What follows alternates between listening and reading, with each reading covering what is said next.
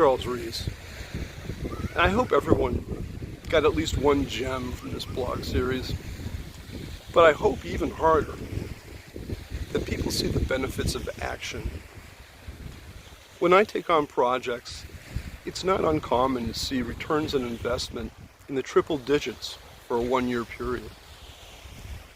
Examples can be giving a sales force a structured process and results improve 30% or much better. Or taking the time to write down that business case and winning the financing to do the expansion that you want.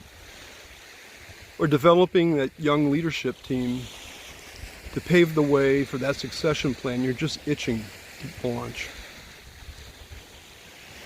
These are all fairly straightforward tasks. But, and there is a but, they all require a leader to take on change and to lead the change. Most of us, when presented with change, tend to step back a little bit. In my case, my parents were the greatest generation. They placed an enormous value on self-reliance. I chose engineering as a profession, which puts a high reward on individual innovation.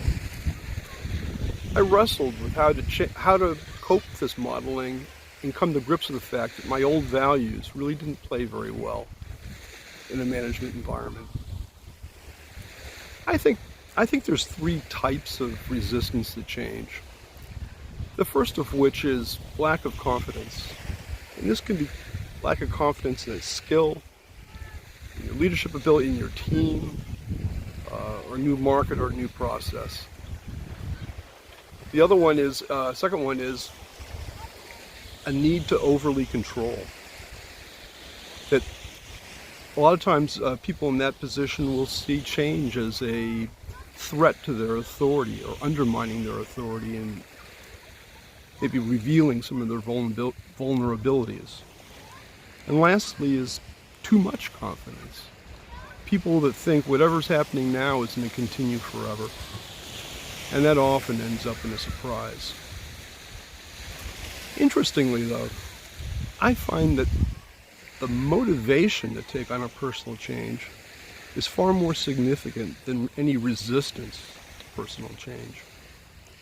People need to really believe that they can create the future they desire, and that they can cope with objectives that are 100% self-directed. Think about it. There are no deadlines in creating success. It's all your own course. So I hope you'll think about what your next step or action is. And I want to leave you with this invitation. I'd love to speak with you about your experiences with success, the challenges that have come with it. I make no presumption that if you want to talk with me or are willing to talk with me, that there's any interest in your part to actually work with me. And you can choose whatever media you are for the conversation, or rather, media you want for the conversation. Phone, Zoom conference, or I'm willing to figure out a way to have a face-to-face in person. So if you're interested, click the link below and maybe pick out a time. Meanwhile, I wish you every success and every success in pursuing your next action. I'm Charles Rees.